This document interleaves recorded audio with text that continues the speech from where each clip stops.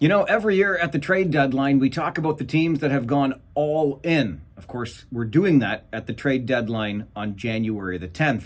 The Flint Firebirds are testing us this year. They're asking us to ask the question whether or not we can define a team as all in when they make moves in June. And make moves the Flint Firebirds have done, trading away 16, count them, 16 draft picks and 2 players in just a couple of deals with the Sudbury Wolves and the Kingston Frontenacs. Can you say the Firebirds are all in, even though it's only June? Well, they're certainly making a statement, and an early one at that, headed into another season. Look, when it comes to the draft picks, the Flint Firebirds, don't forget, had acquired a boatload of them. I don't remember the number off the top of my head, but it was north of 20 draft picks that the Firebirds had acquired from last summer heading up to the trade deadline. I thought their deadline was a little confusing because it looked like they were just going to restock cupboards, but then they made some different deals. Nonetheless, they still had more than 20 of those draft picks. So when you're trading away 16, you're just trading away assets that you had accumulated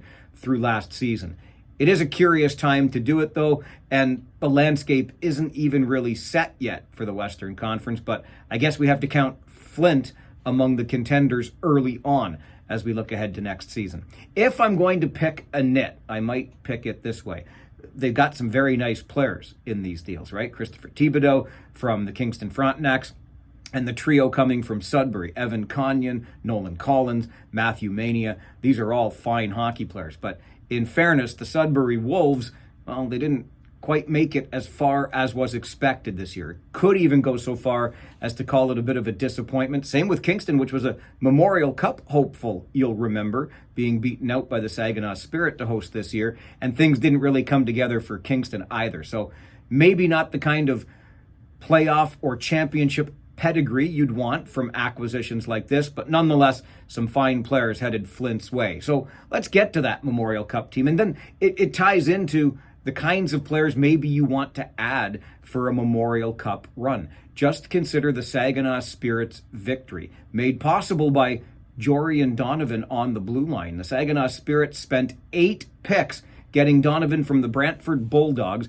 Donovan's the player that keeps the puck in at the blue line, puts it towards the net into that scramble where Josh Bloom can score the winner with 22 seconds remaining. Speaking of Josh Bloom, how about that story for the Saginaw Spirit? They trade him away to North Bay in a monster deal in 2023, getting the assets that helped them build for the 2024 Memorial Cup. Then Bloom comes back as a free agent. The Spirit get him for nothing, and he scores the championship-winning goal. Also consider the acquisition of Owen Beck, who of course went to the Memorial Cup with Peterborough a year earlier and was a dominant force, certainly in the first period for Saginaw in that final, and ultimately named the MVP. Those are the kinds of players that help you win championships, but let's take nothing away from Saginaw as an organization. Top down, they worked their tails off to earn this championship. As fans, we got one for the ages. We're not going to forget that one anytime soon. And nobody that went to Saginaw for this tournament